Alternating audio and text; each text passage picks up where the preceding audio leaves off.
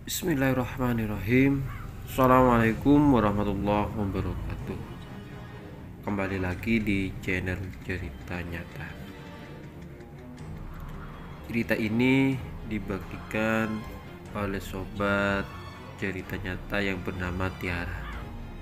Yang sekarang ini Tiara tinggal di sebuah daerah di Jakarta. Jadi ceritanya Tiara ini dilahirnya itu di Lampung. Dia lahir di sana sampai SD, terus kemudian pas dia ini mau duduk di bangku SMP, Tiara dan keluarga pindah ke Jakarta. Nah, Tiara ini punya dua orang kakak perempuan. Kakak perempuan yang pertama ini namanya Tias, yang kedua namanya Tania, dan yang ketiga adalah Tiara. Tiara ini jadi yang ketiga bersaudara. Perempuan ini semua pas waktu mereka tinggal di Jakarta. Itu mulai saat itu orang tua dari Tiara ini sudah tidak berdagang lagi. Padahal dulu waktu di Lampung kedua orang tuanya ini masih berdagang. Nah, awalnya Tiara sendiri ini tidak tahu kenapa kok orang tuanya sudah tidak berdagang lagi, sampai kemudian pas Tiara ini kira-kira waktu dia kelas 1 SMA, dia dapat info dari kakaknya yang pertama yang namanya Tias itu. Kebetulan waktu itu Mbak Tias ini sudah menikah. Waktu itu sebelum Mbak Tias pindah ke Palembang ikut suaminya, Mbak Tias ini sempat cerita ke Tiara bahwa sebenarnya dari awal ketika orang tuanya ada di Lampung, itu profesinya orang tua mereka ini sebenarnya bukan benar-benar seorang pedagang.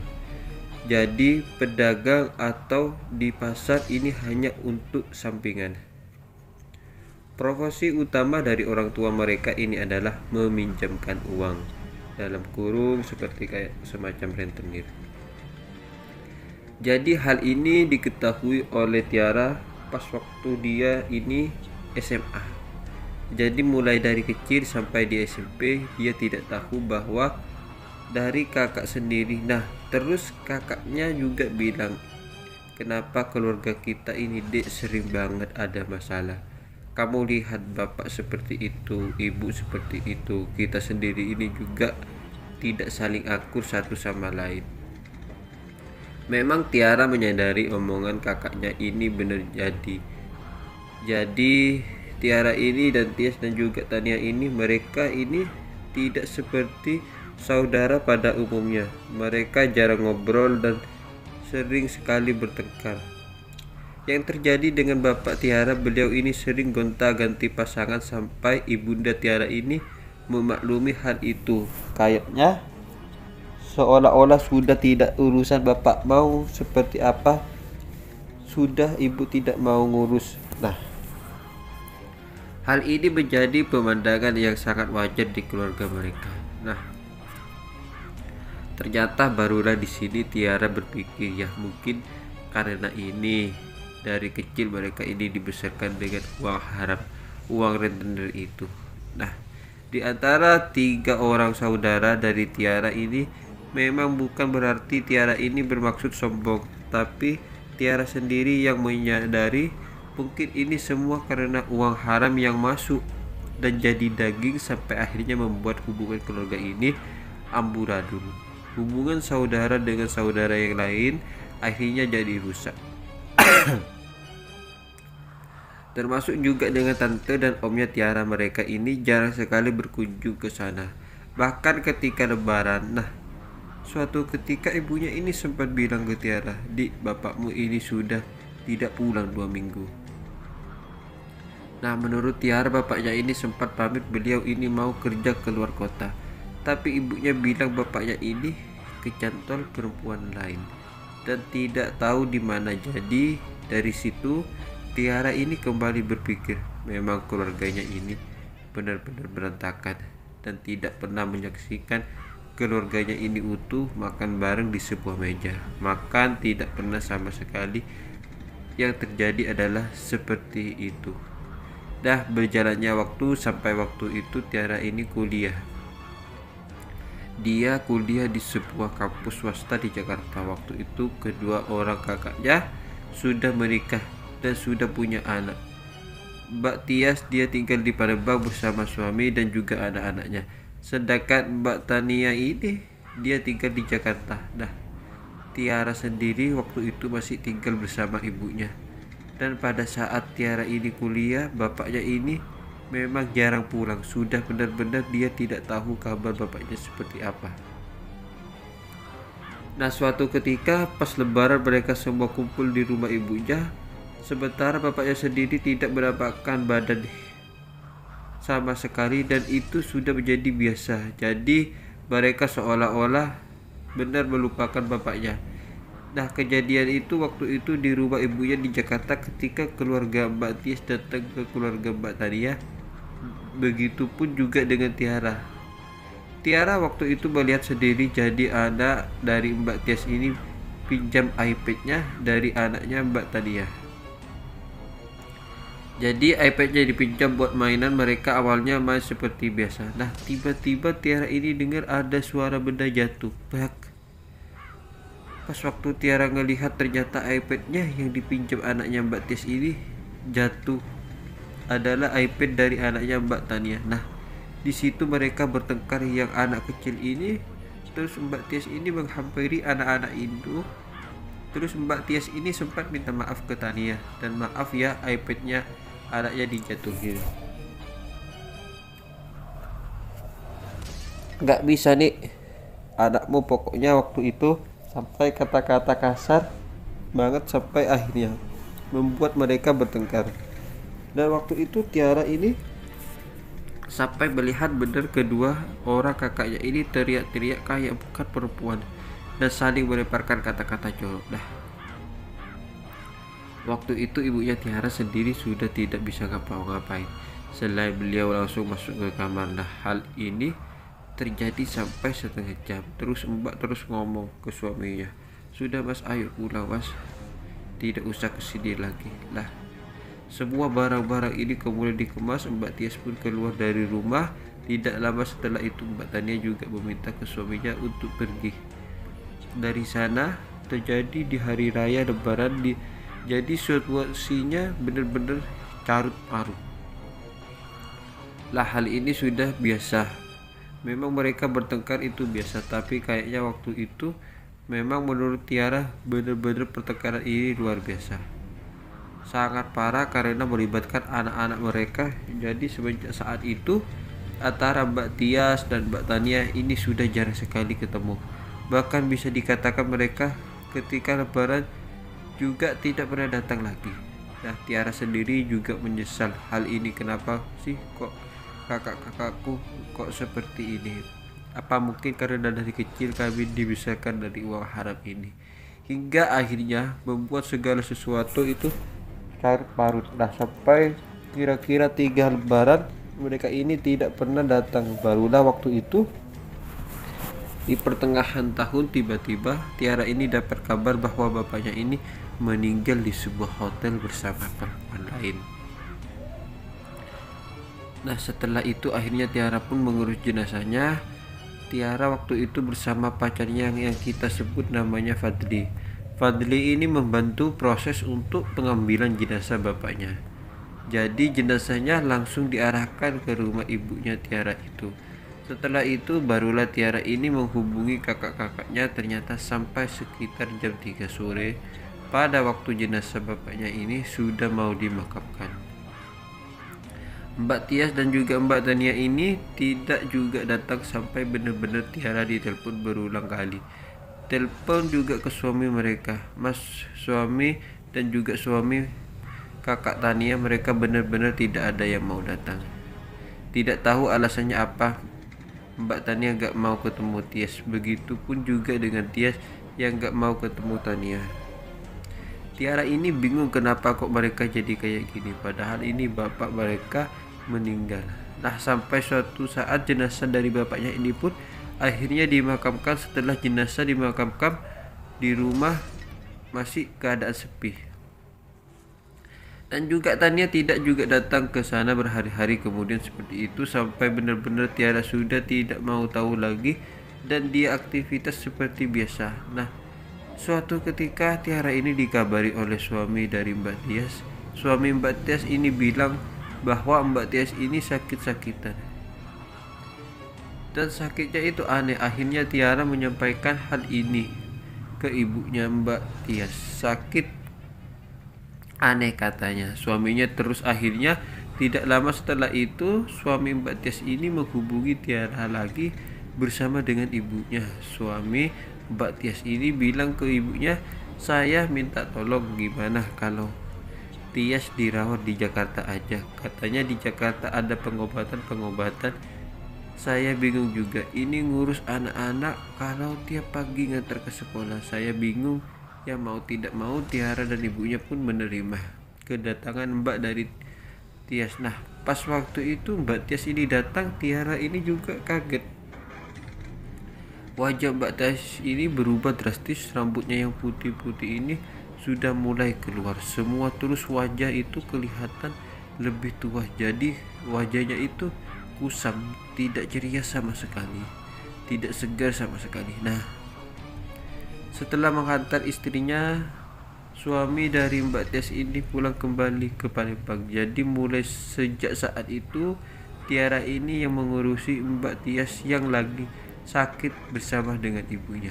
Jadi di rumah itu yang dilakukan oleh Tiara sehari-hari, dia mengurusi kakaknya yang sakit, mengantarkan ke pengobatan, menghantarkan ke rumah sakit. Anehnya setiap kali dibawa ke rumah sakit, diagnosa dari rumah sakit ini selalu Mbak Tias tidak ada penyakit apapun di dalamnya. Jadi hanya dikasih obat yang ringan-ringan saja. Hal ini terjadi sekitar hampir 2 mingguan. Barulah di situ Tiara ini benar-benar menyaksikan sendiri. Waktu itu situasinya pas waktu Tiara mau berangkat ke kampus, terus Tiara ini dipanggil sama ibunya. Di sini dulu, lihat mbakmu. Lihat mbakmu. Tiara ini dengan tergopoh-gopoh menuju ke kamar kakaknya. Itulah melihat Mbak Tias ini posisinya duduk sambil batuk-batuk kayak memuntahkan sesuatu, tapi tidak seperti biasanya. Tiara ini benar-benar bingung, dia harus ngapain. Tangannya ini sudah mulai gemeteran, keringet dingin mulai keluar. Dia tanya ke ibunya, ini harus diapain Mbak Tias? Harus dibawa kemana? Sudah kamu panggilkan orang ngerti, kamu panggilkan orang ngerti. Tidak tahu gimana ibu juga. Nah, waktu itu Tiara ini bingung. Jadi dia sempat keluar rumah, dia noleh kanan kiri ngelihat arah sekitar rumahnya, tidak ada siapapun. Orang ini tidak ada dimintain tolong. Selain itu dia juga bingung, dia ini ngapain, dia harus minta tolong ke siapa. Akhirnya dari situ ada penjual bakso. Tiba-tiba Tiara mendatangi tukang bakso itu. Terus dia cerita ke tukang bakso, Pak, bisa nolongin kakak saya enggak? Pak, kakak saya ini sakit. Nah, tukang bakso ini tentunya juga bingung, loh mbak saya tidak tahu apa mbak. Terus Tiara barulah sadar, loh iya kenapa kok minta tolong ke tukang bakso ini, saking gobloknya Tiara. Terus dia jalan lagi ke tetangganya. Seorang ibu-ibu ditanya langsung sama Tiara, Bu, saya minta tolong, kakak saya ini sakit, dia kayaknya mau muntah tapi tidak bisa. Nah, tetangga-tetangga ini di sekitar sana ini ada yang tahu tentang penyakit dari Mbak Tias, ada juga yang masih belum tahu. Nah, kebetulan tetangga ini tahu tentang penyakit Mbak Tias, bahwa sakitnya Mbak Tias itu bukan sakit medis tapi non medis. Terus ibu-ibu ini bilang, Mbak, coba dibawa ke Pak Gofur aja. Itu kemarin tetangga di sini sudah bilang ke ibunya sampean untuk dibawa ke Pak Gofur, tapi ibunya sampean ini bilangnya iya gampang nanti aja. Bu, di mana Bu rumah Pak Gofur itu? Mbak sampean tanya ke tetangga yang pojok itu, tidak jauh kok dari sini. Tiara langsung menuju ke sana. Terus dia tanya rumah Pak Gofur di mana. Kakak saya butuh pertolongan. Nah, singkatnya diantarlah Tiara ini menuju ke rumah Pak Gofur. Waktu itu Pak Gofur ini masih jemput anaknya yang ada di sekolah sekitar hampir 15 menit. Barulah Pak Gofur ini datang. Pak Gofur sendiri ini tidak kenal dengan Tiara, mungkin karena mereka bertetangga jauh, tapi Gofur sempat dengar sendiri tentang Mbak Tias yang lagi sakit.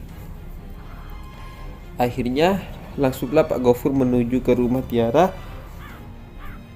Di situ langsung melihat kondisi Mbak Tias ini. Nah, waktu mereka ke sana, Tiara bersama Pak Gofur ke sana, Tiara ini sudah melihat Mbak Tias ini sudah memuntahkan sesuatu. Jadi kondisinya itu berada ada beberapa helai rambut yang tercepuit dengan lendir. Kata ibunya Tiara, beberapa helai rambut ini keluar dari tenggorokannya Mbak Tias. Pada saat Mbak Tias berusaha memuntahkan sesuatu, nah waktu itu Mbak Tias ini masih berusaha muntah, dan ternyata ketika ditepuk punggungnya sama Pak Gofur dan sambil dibacakan sesuatu, Mbak Tias ini memuntahkan sesuatu lagi. Dan waktu itu memang benar-benar Tiara melihat ada segumpal rambut bercampur dengan lendir, seperti orang kalau pilek mengeluarkan lendirnya. Nah, kondisinya seperti itu, jadi benar-benar menjijikkan ya. Waktu itu Tiara pikirkan, kok bisa Mbak Tias seperti ini, kok bisa ada rambut di dalam tubuhnya.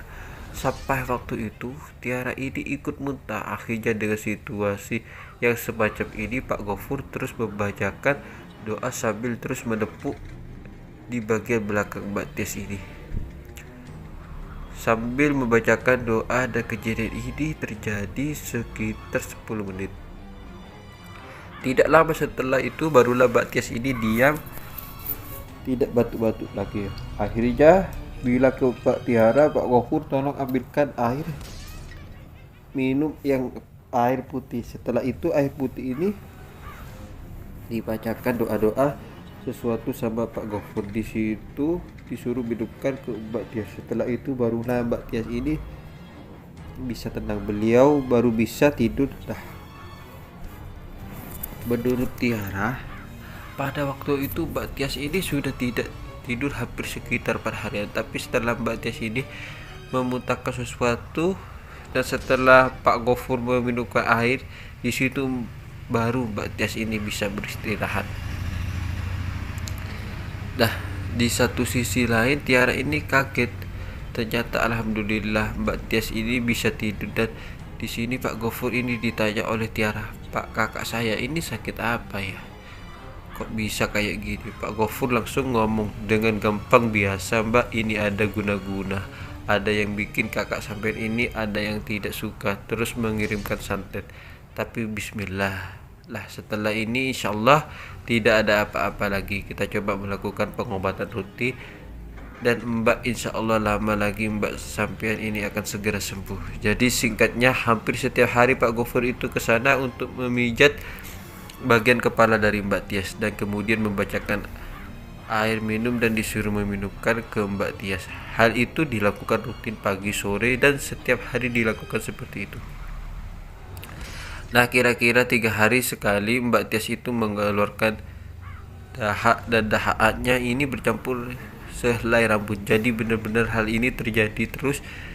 Insya Allah tidak lama lagi Mbak jadi ini hanya perlu proses rutin lah, perlu dibaca-bacakan doa secara rutin. Terus kemudian nanti insya Allah Mbak Tias ini bisa sembuh. Tapi nanti saya minta tolong, pas Mbak Tias ini benar-benar sembuh, tolong segera dibawa ke rumah sakit. Mungkin asupan makanannya juga berkurang, jadi biar diopnam di rumah sakit dulu. Nah, ternyata benar, alhamdulillah. Setelah Pak Gofur ngomong seperti itu, kira-kira setelah kemudian Mbak Tias ini benar-benar sembuh itu benar-benar dia bisa sadar, bisa ngomong dengan Tiara dan juga ibunya. Inilah yang membuat Tiara ini berpikir Mbak Tias ini sudah sembuh, karena sebelum-sebelumnya selama Mbak Tias di sana, Mbak Tias ini tidak bisa diajak ngomong. Dia ngomong selalu ngelantur dan hanya sekali teriak-teriak.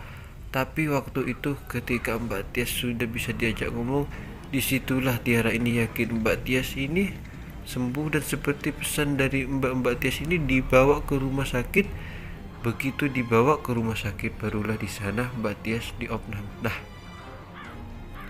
Waktu Oknam di rumah sakit, dia bilang ke ibunya Tiara dan juga ke Tiara, Mbak Tias ngomong, Dek, yang bikin kakak kayak gini itu Mbak Tania. Terus di situ Tiara ini bilang ke Mbak, itu kan saudara kakak sendiri, jangan gitu Mbak. Mbak itu gak salah apa-apa, tapi tetap ngotot, enggak, ini yang salah Tania. Tania suka nggak suka sama aku, dia ngirim santet ini, aku yakin yang ngirim santet ini Tania. Ingat ya, kamu ingat-ingat, pegang omonganku. Dia ngomong di depan ibunya sendiri dan juga di depan Tiara. Dia bilang, tidak lama lagi aku akan balas dendam ke Tania, aku akan kirim balik santet ini, pegang omonganku. Nah, di situ Tiara menyesal, tapi di satu sisi lain ibunya ini tidak bisa berbuat apapun. Beliau hanya bisa diam. Jadi memang menurut Tiara, kedua orang tua mereka ini takut anak-anaknya dari kecil. Memang Mbak Tias dan juga Mbak Tania ini terkenal banget orangnya itu selalu membantah orang tuanya sendiri. Mereka selalu seperti hanya memang Tiara lah yang tidak pernah sama sekali membantah orang tuanya ini. Perlu disyukuri juga oleh Tiara, meskipun kakak-kakaknya seperti itu, tapi Tiara sendiri tidak pernah meniru kelakuan mereka. Nah, kembali lagi di sana setelah Mbak Tias ngomong seperti itu, Tiara ini sempat menghalang-halangi, Mbak, jangan gitu Mbak. Tania ini adikmu sendiri, ngapain kamu berpikir seperti itu? Tapi Mbak Tias sekali lagi dia sambil marah bilang bahwa ini semua karena Tania. Pokoknya tidak lama lagi Mbak keluar dari rumah sakit, Mbak akan balas dendam perbuatan Tania. Nah, Tiara pun juga tidak bisa menghalang-halangi kakaknya. Dia hanya bisa ngomong, bukan Mbak Tania yang melakukan ini. Pokoknya Mbak Tias jangan melakukan, gimana pun juga Mbak Tania ini saudara. Nah, singkatnya, Tias ini pun keluar dari rumah sakit. Suaminya dari Palembang ini pun menjemput dan membawa Tias kembali menuju Palembang. Nah, beberapa hari setelah itu tidak ada kejadian apapun, tapi dalam hati kecil Tiara ini berpikir, jangan-jangan nanti Mbak Tias ini benar-benar melakukan hal yang bodoh. Benar-benar kalau Mbak Tias menyantet Mbak Tania, gimana Tiara sempat kepikiran. Nah, akhirnya waktu itu Tiara ini dapat kabar dari suami Mbak Tania. Suami Mbak Tania ini bilang ke Tiara, bisa nggak kamu sama ibu jemput Mbak Tania ini? Teriak-teriak, cobalah kalian ke sini. Sudah bingung harus ngapain lagi di sini. Tiara langsung deg-degan. Aduh, kenapa Mbak Tania? Ya, terus dia belum sempat jemput, ibunya Tiara sendiri menuju ke rumah Mbak Tania. Begitu sampai di rumah Tania, Tiara ini melihat kakaknya ini raut wajahnya pucat, benar-benar seperti mayat hidup. Dia cuma berbaring di tempat tidur, tidak bisa ngomong, tidak bisa ngapa-ngapain. Dan menurut keterangan dari suami Tania, mbakmu ini seperti setiap harinya tidak bisa ngapa-ngapain, ditanya gak bisa, wajahnya pucat. Jadi waktu itu suami dari Mbak Tania ini bahkan cerita anak-anak mereka bahkan tidak mengenali ibunya sendiri. Jadi mereka pun takut. Akhirnya sehari-hari yang merawat anaknya inilah suaminya dari Mbak cerita itu. Tiara itu tentu juga shock mendengar cerita ini, juga memikirkan apakah benar Mbak Tias ini menyantet Mbak Tania. Nah, tapi di situ Tiara diam, tidak mau membicarakan hal ini ke suami Mbak Tania. Dia takut nanti suaminya malah menjadi marah dan kondisi keluarga mereka ini jadi tidak karu-karuan. Jadi Tiara cuma diam pun akhirnya menghubungi Pak Gofur. Dia menceritakan ke Pak Gofur, Pak, kakak saya yang nomor 2 itu mengalami hal yang sama, tapi ini kayaknya lebih parah. Pak Gofur, di mana Mbak rumahnya? Enggak jauh dari sini Pak. Ya sudah, nanti kalau malam hari saya tidak ada acara, saya tolong diantar, saya nanti berangkat sama istri saya. Oh iya. Malam harinya Pak Gofur bersama istrinya naik motor diantarkan sama si Tiara ini menuju ke rumah Mbak Tania.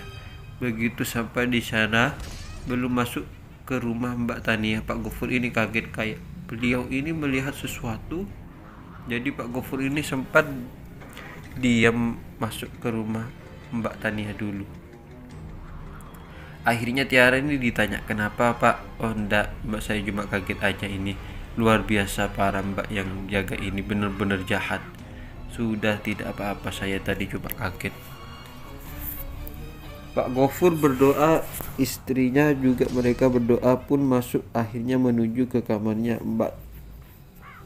Sampai Mbak Tiara, Pak Gofur itu langsung terus menerus membaca astagfirullahaladzim, astagfirullahaladzim.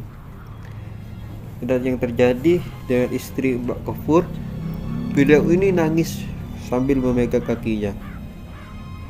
Jadi Mbak Taria itu dipegang sambil dipijat-pijat, terus beliau itu terus-terusan menangis. Tidak tahu apa yang dilihat oleh istri dari Pak Gofur, sehingga beliau ini menangis sambil memegang kakinya Tania. Akhirnya Pak Gofur mendekat beliau ke Mbak Tania, Mas tolong ambilkan air. Setelah diambilkan air, dibacakan sesuatu, tapi Mbak Gofur bingung ini cara meminumkan gimana, karena Tania ini tidak sadarkan diri. Beliau cuma diam ketika mulutnya dia berusaha dibuka, ini mulutnya benar-benar susah, jadi kayak tertutup rapat. Ketika memanggil namanya, dia sama sekali tidak menoleh. Inilah yang membuat Pak Gofur dan istrinya bingung. Akhirnya dari istri Pak Gofur bilang ke Pak Gofur, sudah Pak, kamu cipratkan aja di wajah Pak sambil bacakan sesuatu. Nah, Pak Gofur pun melakukan hal itu, dicipratkanlah air yang sudah dibacakan ke raut wajah Mbak Tania. Tapi di situ tidak ada reaksi apapun. Mbak Tania masih diam kaku dan wajahnya pucat. Tiara waktu itu melihat kakaknya ini juga agak takut karena raut wajah pucat persis seperti mayat. Nah, akhirnya Pak Gofur bingung, beliau cari cara lagi, beliau dan jalan keluar kamar dari Tania. Beliau menuju ke ruangan. Setelah TV, Pak Gofur melihat ada semacam menjalin, kalau bahasa Jawanya, jadi alat untuk membersihkan kasur kapuk yang biasanya dibuat mukul-mukul. Nah, menjalin ini diambil sama Pak Gofur, terus beliau masuk lagi ke kamar. Nah, menjalin ini dipukulkan ke arah kasur sambil beliau terus mengucapkan kalimat takbir, Allahu Akbar, Allahu Akbar, terus seperti itu. Nah, bersamaan dengan itu yang terjadi dengan istri Pak Gofur, beliau semakin nangis sesungguhan, dan nangisnya ini tiba-tiba menjadi histeris.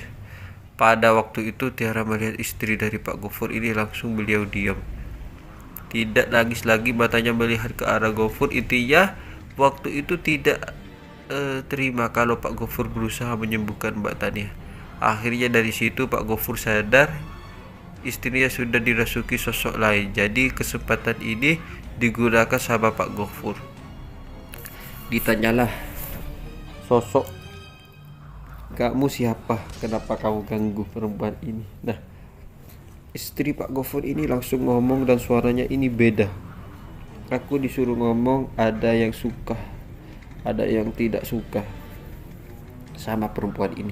Siapa yang nyuruh kamu? Terus dia ketawa. Gak boleh tahu semua, gak boleh tahu. Reaksi dari istri Pak Gofur ini, matanya cuma melotot sambil ketawa-ketawa. Tidak lama setelah itu beliau pun lemes, badannya lemes. Jadi Pak Gofur memastikan sosok yang merasuki istrinya tadi ini sudah keluar. Jadi belum ada jawaban. Kira-kira siapa yang membuat jahat kepada Mbak Tania ini?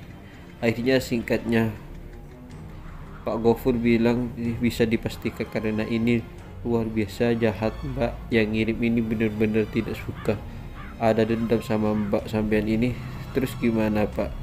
Tiara ini tanya, gimana Mbak, saya coba konsultasi ke guru saya dulu, nanti secepatnya saya kabari lagi. Nah, singkatnya 3 hari setelah itu Pak Gofur ini ke rumah Tiara.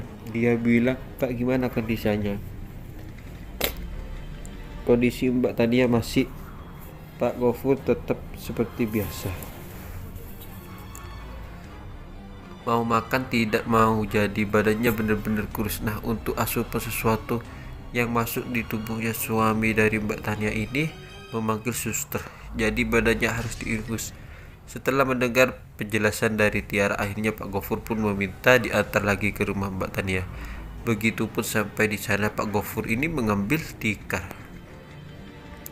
Tikar ini sudah dibawa dari rumah dan kemudian dia minta tolong ke suami Mbak Tania supaya Mbak Tania ini dipindahkan ke tikar itu langsung dibaringkan di bawah. Setelah itu barulah Pak Gofur ini membacakan doa-doa. Tidak terlalu kencang dibacakan, tapi sambil tangan Pak Gofur ini memegang bagian telapak kaki Mbak Tania. Barulah setelah itu Mbak Tania ini beraksi, matanya kebuka lah. Tiara langsung memanggil namanya, Mbak. Itu Mbak. Mbak Tania bangun, Mbak. Tapi beliau cuma noleh kanan kiri, dan itu hanya bola matanya yang bergerak-gerak. Jadi bagian tubuhnya ini belum bisa bergerak. Nah, setelah itu Pak Gofur ngomong ke suami Tania, ambilkan air mas, tolong cepetan. Nah, ketika air dibawa, Pak Gofur membacakan doa lagi, dan air ini langsung dicipratkan ke raut wajah Pak Tania. Barulah di situ Tania ini bisa membuka mulut dan dia baru bisa berteriak. Seperti itu. Nah, Pak Gofur ini berusaha mengajak ngobrol Mbak Tania. Tania ini ingat siapa sambil nunjuk ke arah Tiara. Ingat enggak siapa? Dia sambil noleh kayak seolah-olah dia tidak bisa ngomong. Akhirnya suaminya pun dihadapkan di depan wajahnya Tania. Siapa tahu tidak siapa. Ini Mbak Tania ini mengganggu, tapi belum bisa ngomong. Nah, siapa? Pak Gofur ngomong lagi ke suaminya, ambilkan air lagi mas, lebih banyak. Diambilkan air 1 ember. Kemudian Pak Gofur ini mencelupkan tangannya ke sana sambil mengadu air tersebut dan membacakan doa. Setelah membacakan doa ini, akhirnya seluruh tubuh Mbak Tania ini diguyur air, dan sampai seluruh tubuhnya ini bisa basah kuyup. Barulah di situ Mbak Tania ini bisa ngomong pelan-pelan, bisa ngomong, aku di mana, aku di mana. Tiara langsung menjelaskan, Mbak, ini di rumahmu. Mbak, kamu sakit sudah lama. Terus di situ Mbak Tania ini tidak ngomong lagi. Nah, Pak Gofur bilang, sudah Mbak, biarkan istirahat dulu, nanti selang 2 jam saya nanti obatin lagi. Nah, selang 2 jam Pak Gofur ini mengeluarkan ramuan. Beliau itu bawa alat untuk menumbuk sesuatu. Ada beberapa daun-daun yang dibawa oleh Pak Gofur dan mulai ditumbuk. Setelah itu dicampur dengan air dan dibalurkan di arah dahi dan juga di tengkuk belakang yang membalurkan waktu itu si Tiara. Nah, setelah dibalurkan itu, akhirnya Pak Gofur minta supaya semua yang ada di ruangan ini berdoa membacakan Al-Fatihah dan ayat kursi dengan suara yang benar-benar kencang dan keras, dengan harapan supaya semua energi negatif yang ada di sana ini keluar. Tidak boleh ada di kamar itu lagi. Mulailah di situ Tiara membacakan Al-Fatihah dan ayat kursi. Begitupun juga dengan suami Tania dan juga anak-anak dari Mbak Tania. Semua mereka membacakan. Tiba-tiba mereka mendengar ada suara benda jatuh. Benda jatuh ini asalnya dari ruangan tengah. Begitu suami Tania keluar melihat, ternyata tidak ada apapun yang jatuh. Pada suara itu benar-benar kencang. Waktu itu Pak Gofur sedang sibuk membacakan doa sambil terus membalurkan tumbukan-tumbukan daun itu tadi. Jadi beliau memang mendengar suara benda jatuh, tapi beliau tidak sempat merespon. Nah, pas suami Mbak Tania ini kembali ke sana, Pak Gofur bilang ke suami Tania, sudah mas, abaikan aja itu kelakuan dari mereka. Sudah terus bacakan doa, jangan mempengaruhi. Nah, mereka semua tetap membaca doa sampai 10 menit kemudian. Barulah si Tania mengambil nafas yang panjang. Ayo terus Mbak, nafas terus Mbak. Terus Pak Gofur ngomong seperti itu, dan akhirnya Tania pun bisa bernafas dengan normal. Barulah setelah itu Mbak Tania ini dudukkan. Dan tidak lama setelah itu Pak Gofur tanya lagi, gimana perasaan Mbak Tania? Sekarang Mbak Tania ingat siapa sambil menunjuk ke arah Tiara. Ingat Pak, adik saya. Tiara, oh ini ingat siapa? Anak-anak saya semua. Disebutkan namanya satu-satu, dan begitu pun juga ketika ditunjuk suaminya. Tania, ingat suami saya Pak. Nah, Di sini kemudian Pak Gofur menjelaskan, Mbak Tania, beberapa hari ini sakit itu digunakan orang yang tidak suka dengan Mbak Tania. Mbak selama ini apa punya musuh. Nah, waktu itu Mbak ini tidak bisa menjawab terus-menerus. Keterangan dari suami Tania ini gak pernah punya musuh. Nah, Tiara ini berusaha ngajak ngomong ke suami dan Tania. Beliau diajak menuju ke ruangan tengah tanpa ada siapapun. Di sana Tiara kemudian ngomong ke suami Mbak Tias, Mas, pernah tidak mendengar sesuatu dari yang tidak suka ke Mbak Tias? Nah, menurut keterangan dari suami Mbak Tania, memang beberapa kali Tania ini sempat bilang dan menjelek-jelekkan Tias. Jadi gini loh, Mas, sebelum Mbak Tania ini sakit, Mbak Tias ini kan sakit lebih dulu. Sakitnya ini juga aneh. Terus di situ Mbak Tias ini bilang kalau sakitnya ini diguna-guna kiriman dari Mbak Tania. Nah, suaminya Mbak Tania langsung nyebut, astagfirullahaladzim. Enggak, demi Allah, mungkin Mbak Tania itu kayak gitu, gimana pun juga Mbak Tias itu kakak pertamanya.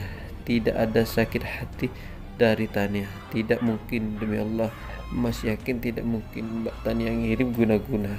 Kenapa kok Mbak Tias punya pikiran seperti itu? Nah, Tiara ini berusaha menjembatani keduanya supaya mereka ini tidak bertengkar untuk berlarut-larut. Akhirnya Tiara bilang, Mas kan tahu Mbak sama Mbak Tias ini kan sering bertengkar. Puncaknya waktu pas lebaran itu gara-gara iPad. Nah, suami Tania menyadari iya, memang mulai semenjak itu hubungan mereka ini jadi semakin jauh dan kami pun juga tidak pernah berkunjung ke rumah ibu pas lebaran. Tapi kalau sampai menggunakan Mbak Tias, demi Allah tidak pernah. Mas tanggung jawab deh. Keterangan ini dari suami Mbak Tania, dan akhirnya mau tidak mau Tiara pun percaya. Jadi tidak mungkin Mbak Tania ini mengirimkan santet kepada Mbak Tias.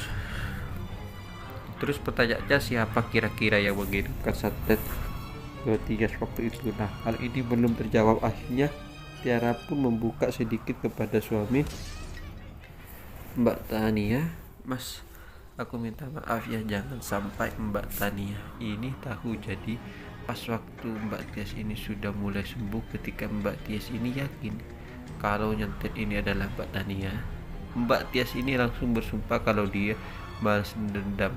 Dia mau ngirim santet ke Mbak Tania.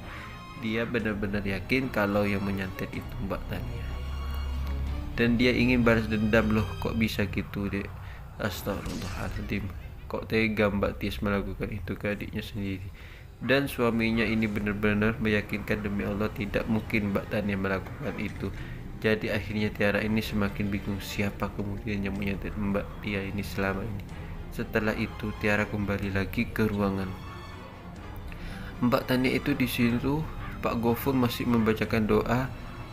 Tidak, Mas, itu barulah Pak Gofur ini pamit. Setelah Pak Gofur diantar pulang, terus kemudian Tiara ini ditanya ke Mbak Tias yang ada di Palembang. Dia telepon, Mbak, kok Mbak tega nyantet Mbak Tania? Itu adikmu sendiri. Loh, Mbak, jangan gitu, Mbak. Nah, di sini Mbak Tias ini marah. Dia bilang terang-terangan, kamu tidak tahu kenapa kamu dan Mbak Tania itu, kamu tidak lihat Mbak Tias waktu sakit seperti apa. Siapa yang menyantet Mbak Tias kalau bukan Tania? Nah, disinilah tiga bersaudara menjelaskan, Mbak Tias, aku ini udah tanya ke suami Mbak Tania, juga Mbak Tania yang tadi nyantet. Mbak Tias waktu itu tidak mungkin, dia masih percaya tidak mungkin itu pas Tania yang nyantet, karena dia tidak suka sama aku. Tapi Tiara berusaha menjelaskan lagi, sudahlah Mbak, bukan, demi Allah aku tidak bersaksi, bukan Mbak yang mengirim guna-guna ke Mbak Tias, bukan Mbak Tania ini. Mbak Tania tidak mungkin melakukan itu. Sudah, pokoknya aku tidak terima. Sudah Mbak, sekarang puas-puasin. Sudah ngirim santetnya ke adik Mbak sendiri. Sudah, aku puas, biar mati.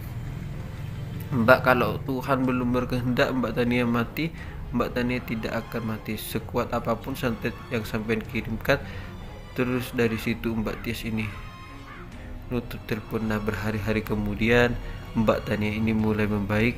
Beliau sudah bisa bekerja lagi dan beraktivitas seperti biasa. Nah, sementara itu Tiara belum tahu jawabannya siapa yang kira-kira waktu itu menyantet Mbak Tias, hingga akhirnya membuat Mbak Tias ini menuduh Mbak Tania ini.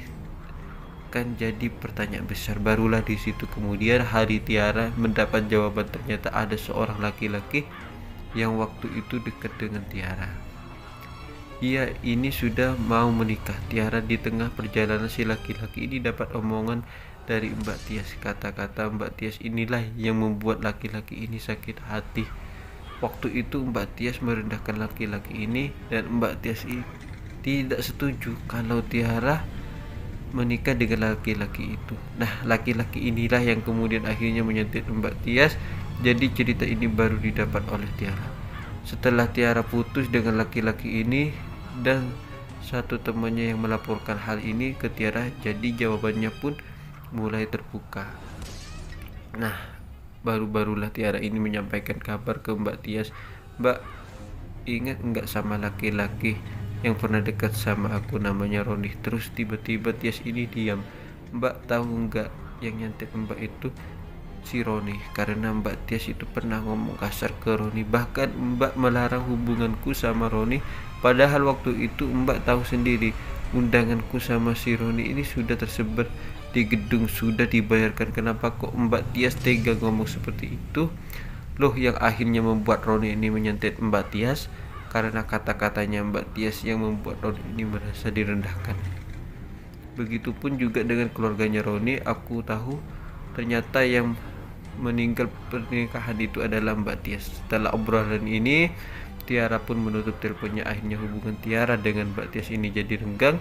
Tiara sudah tidak mau ketemu lagi dengan kakak Mbak Tias. Jadi hal-hal itu terjadi sampai bertahun-tahun dan sampai cerita ini diturunkan oleh teman-teman. Terima kasih. Assalamualaikum warahmatullahi wabarakatuh.